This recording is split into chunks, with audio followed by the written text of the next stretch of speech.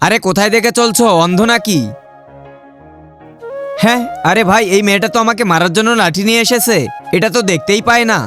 হ্যাঁ, আমার বাইকের ব্রেকের তার কে কেটে দিয়েছিল। আমার তো অল্পের জন্য প্রাণ বেঁচে গেল। হ্যাঁ, আরে এই মেয়েটা কে?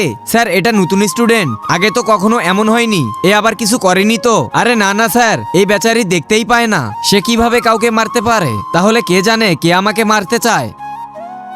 হ্যাঁ, এই বইয়ের ভেতরে তো ছুরি ছিল, নিশ্চয়ই এই মেয়েটারই কাজ। এই মেয়েটা কবে থেকে আমাকে মারার চেষ্টা করছে?